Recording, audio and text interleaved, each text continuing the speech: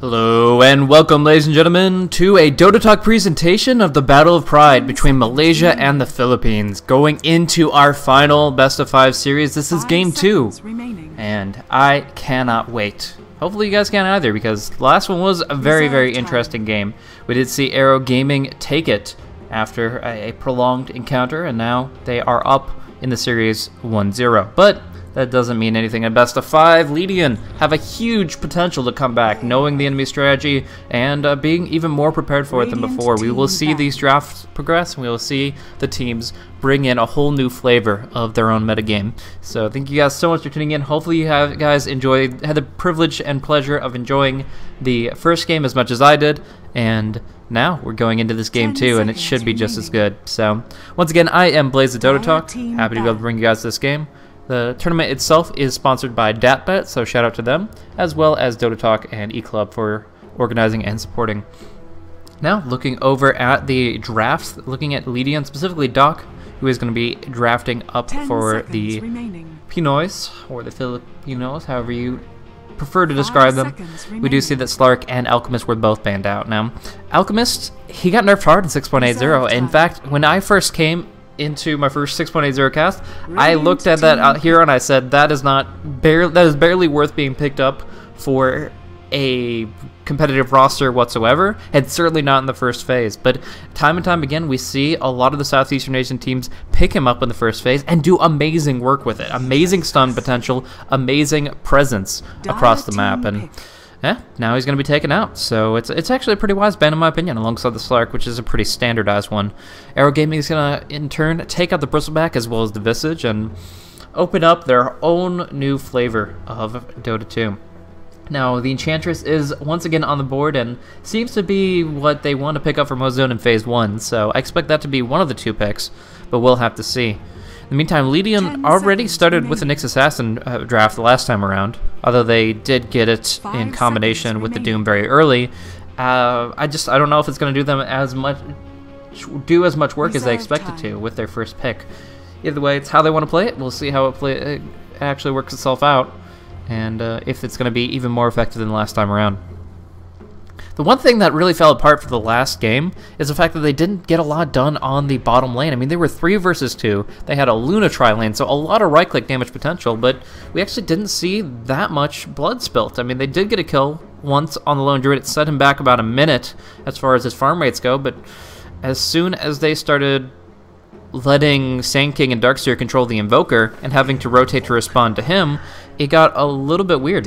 Now, we understand the deliberation that came out with their last election here. Bonus time was tapped into, and I was curious why they were thinking so hard about this one, but it's about the evolution of the draft. We see Invoker come into play for Arrow Gaming this time. Now, I've cast a lot of Arrow Gaming games recently, and not a single one featured an Invoker, but they picked it here because, although they don't consider it ban-worthy, they don't want to give it to Primo Nage. Primo Nage is an amazing Invoker. We saw some great Sunstrikes last time around, and they say this time it's going to be in our hands. So I'm assuming DDZ will pick that one up, and we'll have to see how good he'll play with it. Like I said, he's a very versatile mid and a very aggressive one, so with the right build, there's a lot of possibilities, but we'll have to see. Right now, pairing up the Arsenal and the Grand Magus.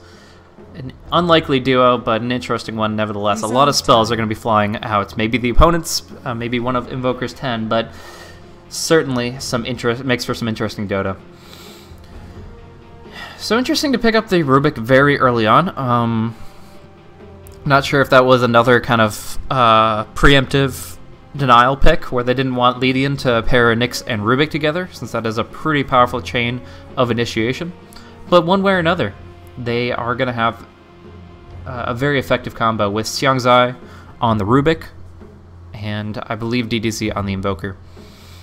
So now with a couple of picks denied to them, Ledion have to really change their strategy. Like, this can be nothing like what they ran before, or it's just going to fall flat once again. Maybe get something with a good silence. Starting off with the Crystal Maiden, just a very powerful support with dual disables. And I think that's actually going to be pretty effective here, but I'm curious to see if it means that they're transitioning the Nyx Assassin into the mid lane. Because previously we've seen him a lot in the supportive role, but he didn't seem to do that much work in the previous game. So maybe we'll see a mid Nyx Assassin versus Invoker, get some good mana burns off, and render him just a simple auto attacker for some time. In conjunction with the Arcane Aura, he will be able to spam out Mana Burn quite consistently if that's the case. Otherwise, he's gonna just focus mostly on getting kills early with that stun. And as I said, Crystal Maiden is still a very powerful pick, despite the nerf to her intelligence, which honestly doesn't limit her competitive potential in the slightest. I do think that she's going to be able to get a lot of work done. I mean, bottom line is the reason you draft disables is to follow them up with damage. A disable without damage is useless, but you bring in Crystal Maiden, you get a Frostbite on a slow hero like Rubik, or even just a Nova, bringing him down to about 300 movement speed, you're going to be able to get a lot of right clicks on a hero that has baseline maybe 1 or 2 armor. So it is going to be allowing them to try versus try very actively, and that enables a lot of potential pickoffs here. Anyways, as the draft progresses, we do see Timbersaw will be taken off the board by Arrow Gaming. In response, Ledion will be eliminating the Lifestealer, which essentially is the only major counterpick against this combo of heroes. Nyx Assassin, his Carapace, and Crystal Maiden, her Frostbite, both completely ignored by any competent Lifestealer player because of the Rage. So we'll see that no longer be an option. Arrow Gaming might pick up something like a Luna or something like that, but we'll have to see. Enchantress is actually a really good ban here because Mozen support has not yet been selected. And Mozen, really, he rotates between 3 different supports generally: Chen, Visage, and Enchantress. So if we do see him not pick up the Chen, then it's going to have to be something new. We're actually going to see Wisp. Oh, this could be a good time. Wow, I didn't think about that at all, but if you run the Exhort Invoker, Sunstrikes in conjunction with a good carry to relocate, maybe a Tiny, then suddenly Arrow Gaming taking a very aggressive stance, which could completely throw Ledion off kilter. But Disruptor counterpick is going to come in, and I gotta say, that is a really, really solid selection, because not only is the Glimpse amazing against relocate, but the Static Storm combined with the Kinetic Field is really good against caster-oriented heroes like the Invoker and Rubik. It's not like you pick up a BKB on Invoker or Rubik either. Once you're silenced, you're pretty well stuck, and that could be a very limiting factor for them. So it's a really, really powerful pick. Like, I think the IO Tiny is very fun, but getting so much value out of this Disruptor pick is really actually going to be favorable for Ledion. I mean, if you can get a Static Soaker and Rubik and Glimpse either IO or Tiny back in the same 30-second frame, then you just made something with 1 hero that normally takes 3. Like, it's just so incredible what this single hero selection can do, but the question is how they lane it. 10 seconds dual supports of Crystal Maiden Disruptor, and then run the Nyx in the mid, or are they going to run the Disruptor in the mid, Crystal Maiden and Nyx Assassin as supports, or as we've seen in a couple teams' laning strategies, actually run the Nyx Assassin in the off lane. It's unorthodox, but effective. So, a lot of possibilities, a lot of unpredictable variables here. But we'll have to see it rounded out with Ledion's final picks. Down to 4 seconds into reserve time. They have to kind of jump the gun on this one, and they're going to go with the Syllabear. Lone Druid, as we've seen, is great at pushing towers, great at tanking up against really large outputs of damage, and in general should be an effective pick here, though there are some concerns. We saw the Cold Snap was actually able to do quite a bit of work against the Lone Druid's Bear. As well, Telekinesis is kind of annoying for it. But Arrow Gaming gets to get their final selection on, looking for an offlaner, looking for bad slow games hero. And I'm also curious what that will be. Maybe a Nature's Prophet for more global synergy? I'm not too sure. But for right now, we do see that the Clockwork was taken off the board, and the Wind Ranger was banned out as well. So, Hawaii is pretty comfortable in this drafting seat. He's been pulling out some great strategies very recently, and as a result, I think he's pretty confident in this setting here. So he's essentially just going to be drafting his own hero, and he has a full minute and 20 seconds. It's not like he's in the hot seat here. So what does he want to run? Obviously can't run the Slark, can't run the Timbersaw, Clockwork, Wind Ranger, anything of that nature. So what is he going to run that provides the emphasis they want in maybe disables, maybe global presence, and can still be a very controllable hero that can counter push against Lone Druid and things like that.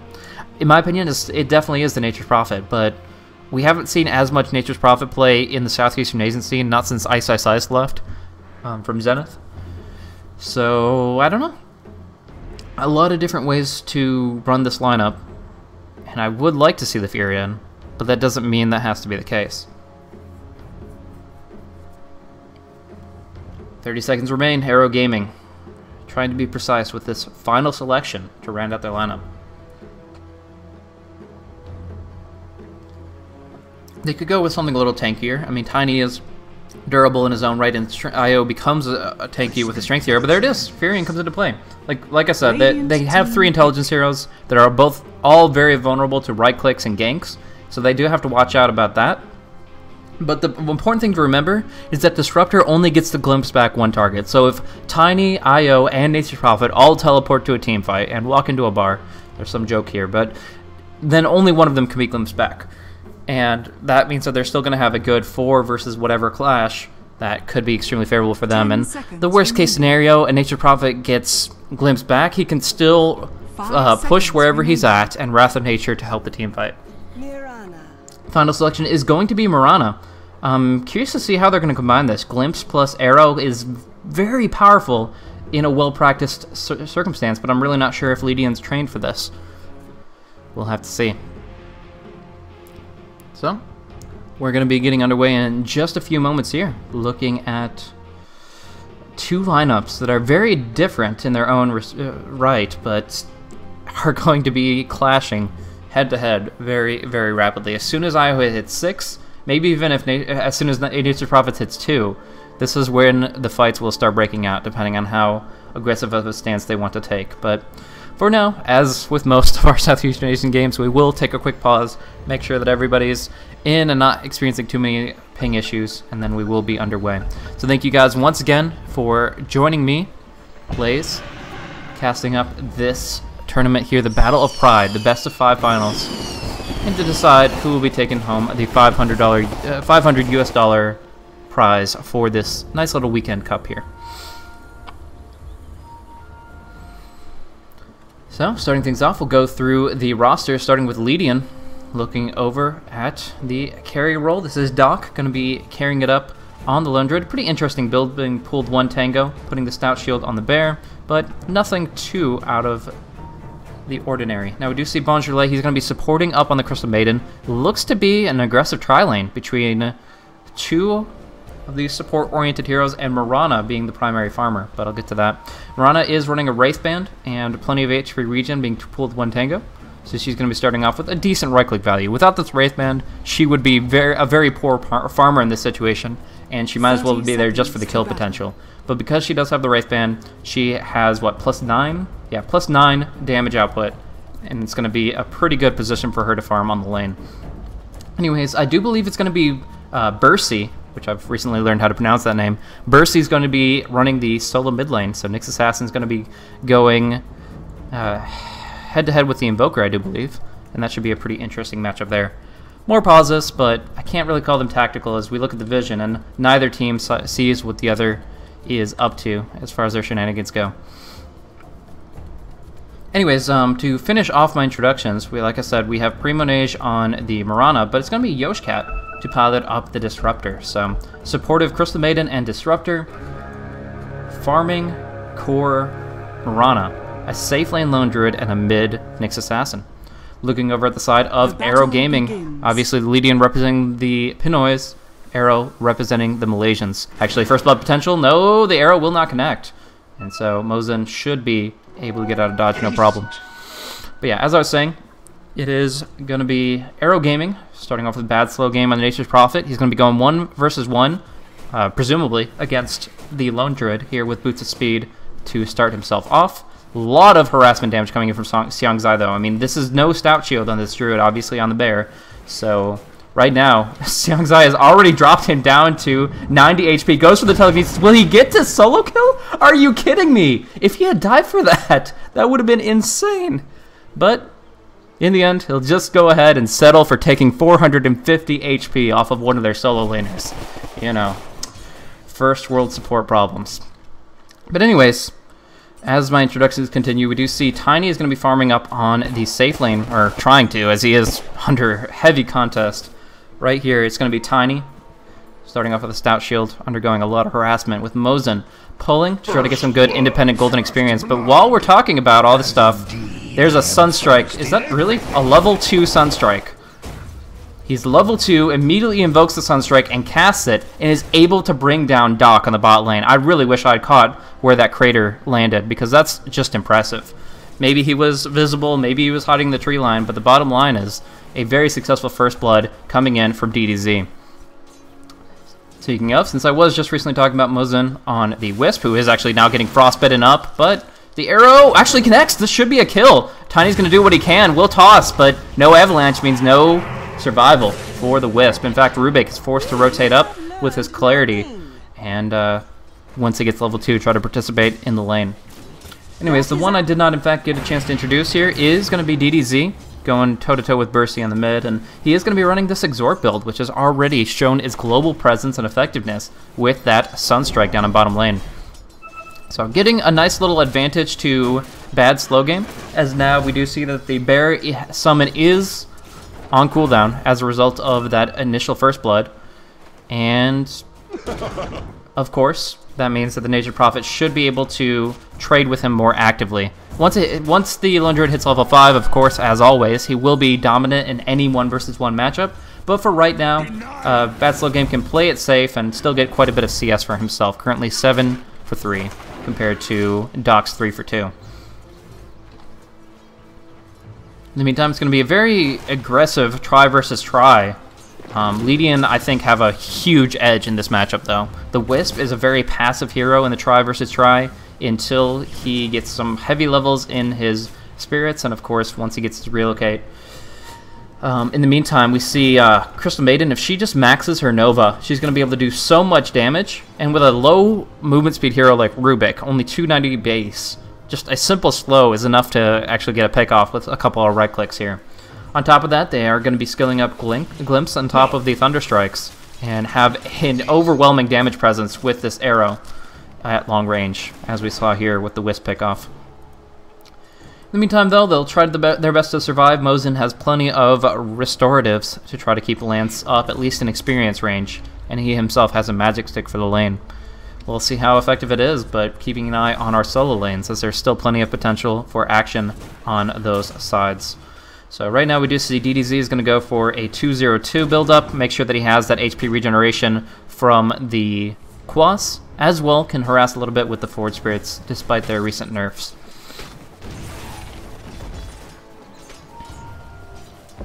So we will see actually Bursey landing up pretty hard here. He's going to lose a lot of armor to this Invoker, but because he has Bones Relay coming in for the flank, this Frostbite lockdown might be enough to kill him. Cold Snap will come through, and it looks like BSG might be able to get a return kill, but DDZ dropping low. Magic Wand keeps him up, and he's going to go for this kill. Well, a couple more right clicks are what's required. Trying to tank through the regen. 7 HP, yes. Well, he will be able to survive through Bones Relay. Right clicks, but now Hawaii is diving under the tower and might be the forfeited kill. This was actually a huge mistake by Bad Slow Game, and it will cost him dearly. But in the meantime, we do see that underneath multiple creep waves, Mirana's Leap goes astray, and they are able to get a return kill on top. So 2 for 2 is still your kill score in this game too. So I got a little jumbled on my words there to break down the Quas regeneration. Getting 7.2 HP regen per second is enough to tank through most of Crystal Maiden's measly 47 auto attack damage at her slow attack rate of only 1.4 seconds per attack. So he was able to survive very effectively, and they were almost able to do enough damage to bring down the Nyx, but there's a couple things you have to remember about Nyx Assassin. He's an agility hero with 5 base armor, so even after multiple melting strikes from the Forward Spirits, he was still taking, at most, like 0% mitigation. He wasn't in the negatives just yet. On top of that, he has a pretty good HP regen passively of himself. Right now, 3.4 without the bottle. So he was able to tank up quite a bit himself, and the Natured Prophet, although he does have phase boots, and that does provide him a nice boost of his attack damage, it's not going to be the end of Nyx's world, as we could see. So the only real, it was good back and forth, good trading, good activity across the map, but the one thing was this movement from Bad Slow Game. Walking under that tower while taking auto attacks from enemy heroes, it just was way more damage than he could afford to take, and he just got a little bit overconfident with these phase boots. So Bit of a misplay there, but because they got the kill on the Mirana on top, who I believe must have misplayed with her leap. Like, I can't imagine a way that Mirana would die there with just leap alone. Nature Prophet. Oh wait, I'm not even sure what I'm... It's hard to see what you're looking for with all these globals. This is one thing that I love a co-caster for, is calling out these little things left and right. But for the important thing is that the Vendetta gank attempt on bottom lane did not succeed, that the Nyx Assassin in fact died, and Hawaii limped back to base with about 10 HP. So a very clutch interaction, but like I said, these are global heroes. There's always going to be action somewhere. So the Sunstrike goes astray. Doc will not be picked off by the Invoker, but in the meantime, he does have a pretty good flank here. So if Disruptor gets a good glimpse off, the damage and possible entangle from this Syllabear should be enough to bring down Xiang Zai. Like I said, he's a very slow hero, even with boots of speed. Sunstrike might hit him. Yes, Disruptor will die. And that is actually a pretty effective trade, a support for a support, when essentially the Rubik was a dead man walking. Now we do see the Radiant Tower drop down in mid. Tier 1 picked off by the Nature Prophet, right click, and immediately Bursty just goes ahead and pops away with his invis. But now we do see up on the top a teleport in from Hawaii, and he's going to deliver a huge amount of right click damage to toss onto Bonjourlet. One more right click, yes! They will get a double. 2 for 0. A great rotation from Hawaii, delivering just barely the right click damage that they needed to finish the job. So, good movement from him, and they're going to start this push the right way. Do they have a Bassi to reinforce this? It doesn't look like it, but at the same time, I don't know if they need it. Right now, Primo only has 2 points in Star Call, and has actually taken a lot of damage right here. The toss after the Avalanche drops Primo down to 248, but speaking of, it does look like Lance is going to be dropping pretty low himself. Dodges out the arrow, doing a lot of damage with the spirits, trapping them in the trees, and the right clicks will be enough to bring down Disruptor. Very nice movement here, but they are still under tower. The Impale connects onto Lance, and that is going to be his death. In the end, it is a 7 for 4 kill advantage for Arrow. Now going for the Sentry Ward to try to bring down Primo, and they will get him. Wow, very nicely done. With the stolen Starstorm, as Xiang Zai has found his level 6. Top tower is under attack. So, wow, this has been a very interesting game so far. A very substantial kill advantage in the early game for Arrow. They've also been able to afford DDZ's Midas, as he's gotten another 2 Sunstrike pickoffs, and has been farming very nicely on the lane with 43 and 10. And, of course, they also did get that Tier 1 tower in the mid. So, a lot of gold coming for Arrow, and this enables them to actually go for 2 Midases instead of 1. You might call it Greed City, but these heroes can do so much with that extra experience. Nature Prophet getting his 2nd point in Wrath of Nature very early, and the DDZ looking for 2 points, double Fort Spirits very soon. But for right now, he's going to take a lot of damage from Mirana, but not enough, as we do see that the Wisp regeneration is enough to keep him up. Goes in with the tether. He actually tethered him up while he was still getting fountain regeneration, and DDZ heals back up just barely enough. In the meantime, Disruptor drops down here. And we do see Crystal Maiden as well dropping here. And yes, I know the Twitch chat is going to be flaming my camera, but you guys try it sometime. This is really hard with this hero composition. Normal hero compositions, it's pretty predictable. You just see them, the dots moving towards the X's. But with this, kills can happen just about anywhere. And it's just as... It's pretty difficult to be a caster, but I can't even imagine being a player in this scenario because there are so many variables, there are so many risks, and actually a Centaur eating the arrow right here, but still enough right-click damage to finish off Hawaii in the end.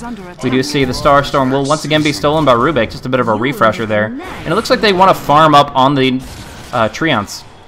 In the meantime, Io will have 3 skill points allocated to his spirits. Going to do a lot of damage here, but the arrow will connect on his Xiang Zai while they tether forward to try to bring down Doc. The last right click from Mozen will fit the bill. They will actually be able to bring him down and get the telekinesis off onto Crystal Maiden. A double stun coming in from Xiang Zai, tossing them together. Nice stun from Bursty, but not enough to save CM. Maybe enough to save himself. Bottling up the Vendetta doesn't come soon enough. Lance gets a double kill behind the enemy Tier 1. Very good movement, and you guys got to remember that this is 13 kills, not only in 10 minutes, but before Relocate is even online. Like, Mozen just got his best skill for killing people and picking them off, and it just gets dirty from here. But for now, they're just going to go for the standardized push. Nature's Call comes out. They're going to be able to bring down this Tier 1 with relative ease. That's 3 Tier 1s down in less than 11 minutes. And Arrow Gaming are just looking so very strong. Looking over at the goal graph, we do see that we're rapidly approaching that 10,000 gold advantage and 7,500 experience advantage. Over at net worth, 6,000 on the Midas Invoker. Already 2,300 in the bank after picking up Midas. You could say something very similar about the Nature's Prophet as he is committed to this Claymore, building it towards Shadowblade. Looking for this tier 2. Great cold snap coming out onto Bonjourlet. It's going to hurt him substantially. Will they get the kill? Yes. Picking him off before Moonlight Shadow takes effect, and now they just walk away from the kinetic static storm. They're going to see a lot of damage on Lance, though. It might be enough. Drums and Phase. Oh, he glimpses him back. He's going to actually toss and bring down the Disruptor and lives because of Mozin's AP regen. Huge damage coming out, and it looks like Bercy's going to fall, too. 3 kills for absolutely none. A double kill for Lance. Throws the Panda right back at his owner. Oh, my goodness. This is just shenanigans coming in from Arrow. They're really surviving against all odds. They're killing towers and heroes left and right. And they are taking no prisoners. They're really just completely obliterating Ledion, and even looking for a bear pickoff with a Sunstrike. Like, they really are just taking such an aggressive stance to this game. Though it looks like the bear will be one of the few survivors of this encounter. So Lone Druid really hasn't had much space to just sit and farm. We look at his CS and he's 49 for 4, but he's only found 2 kills and 2 deaths himself. So moving in, he's about 1,300 off of that Sacred Relic, but that's still a hefty sum. Man, this is just mean. Using these Observer Wards to harass with Sunstrike because, you know, you have Fountain Mana regen. Why not? In fact, he's going to be going for Necronomicon to not only make it so that they synergize well with the Forge Spirits, increasing the movement speed and attack speed of the Forge Spirits and benefiting from the negative armor debuff by increasing their physical damage. But on top of that, you're going to proc more cold snaps. So all in all, you're going to get huge damage from this little pseudo zoo that DDZ has picked up for himself. And speaking of zoos, now we see the whole party collaborating together to bring down Roche, and quite a quick effort. Look at this, he can't even slam. He looks like an Earthshaker right now, trying to get his single cast off and barely managing that. And forget about Ledion contesting this. They're just nowhere near a position to take it. I mean, Kinetic and Static are great in the pit, but you need some follow-through, and right now they've got nothing but Amrana's Starstorm, and she's out of mana.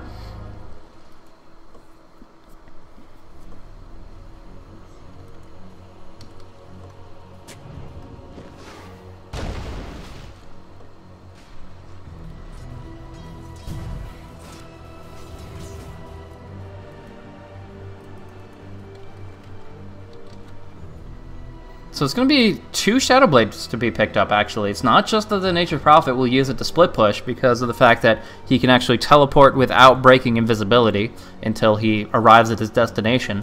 But on top of that, we do see that Tiny will be building up one for himself. It's great attack speed. The attack damage is kind of negligible because of the Grow passive giving him so much already, but gives him great attack speed, gives him great movement as he's able to just get in the right position and set up for a great avalanche.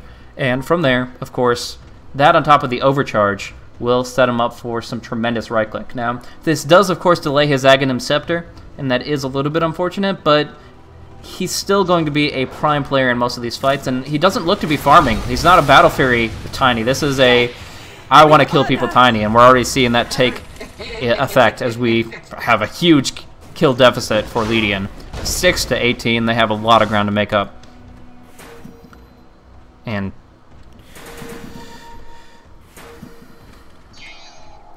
he is going to finish up Lothar's in no time at all. Relocate coming through with the Nature's Prophet teleport, and there's no Disruptor to glimpse back. They toss in for the Sprout, and they will get a very easy kill on Lone Druid. This is just a very difficult time to be a farm-reliant hero. Like I said, he was only 1,300 gold off of the Sacred Relic, but this is all unreliable gold. 2,000 unreliable gold that he has to float for the time being, and that means every time he dies, he's set back further and further, has to resummon Bear on respawn, and loses a very substantial sum of gold. Now the tower about to drop. I'm actually going to go to creeps. No Nature's Prophet.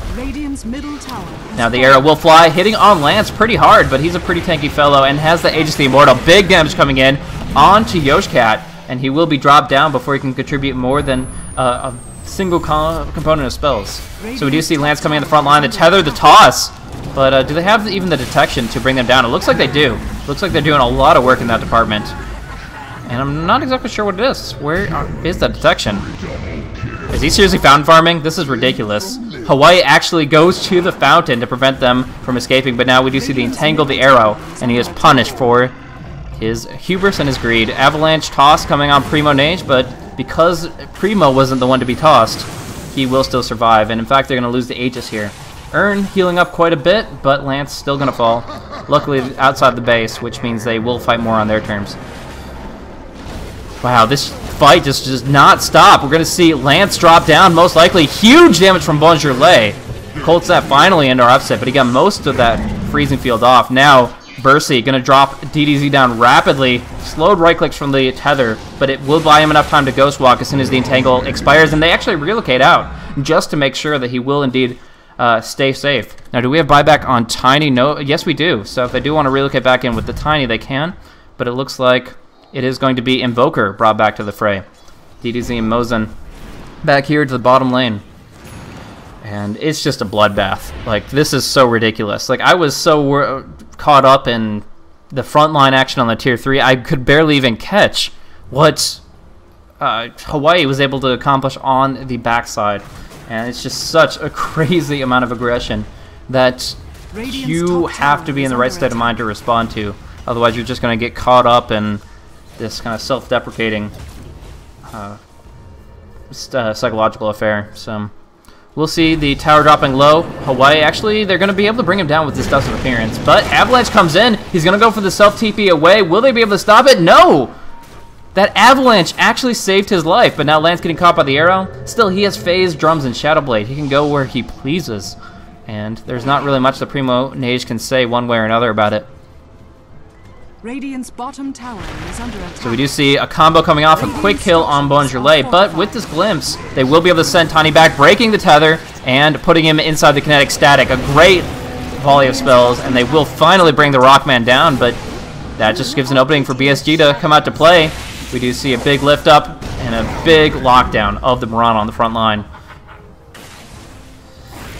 Here in a cold snap on the bottom lane, diving past the racks here, just going to be able to easily clean up with the help of Necro and Fort Spirits. A low armor target, the Disruptor here, and open up the racks for demolition. Now they don't have the main man himself to bring it down, but they have plenty of right clicks from an Exhort Invoker, and that should be enough to at least take the melee. Radiant's bottom barracks are under attack. Gonna go for the... Don't even call it. She's incinerated. Krista Melton takes a fall, and they just call it here. I mean, this is a 25,000 gold advantage, 17,000 experience advantage, 28-9, 19-minute victory for Arrow. And there's not much more to say about it. They put on a clinic on this one. I've seen Arrow stomp a few lower tier teams in just this capacity, but it's so much more awe-inspiring to see them go to town on such a high tier and high profile Pinoy team. Ledion back to the drawing board as they need to find a way to respond to the situation. Like I said, Disruptor was a great pick to deal with the IO and the Tiny, and it also is a great pick to deal with the Nature's Prophet. But there's just too many plates spinning. There's too many things you have to juggle at once, and Disruptor is just one hero. So in the end, the global aggression, the continuous movement across the map, the crazy aggro plays pay off tenfold as Arrow Gaming just completely trounce Ledion in a 19-minute victory. So yes, I did miss a few kills, and I do apologize for that, guys, but you also have to consider the fact that it was 37 kills in 19 minutes, and there were a lot of crazy spells flying back and forth. So that is going to be the conclusion of Game 2. Hopefully you guys enjoyed. This is, again, the best of 5 finals of Battle of Pride right now. Arrow leading 2-0 against Ledion. Quick shout out to DatBet for sponsoring the tournament, Dota Talk and E-Club for organizing and supporting it, and shout out to you viewers for enjoying the games with me. Really, really crazy plays from the Malaysians. We'll see if the Filipinos have an answer for it in Game 3, coming up in just a few minutes, guys. Once again, I am Blaze of Dota Talk. Check me out on twitter.com/blazecasting, and we'll see you guys in the next one.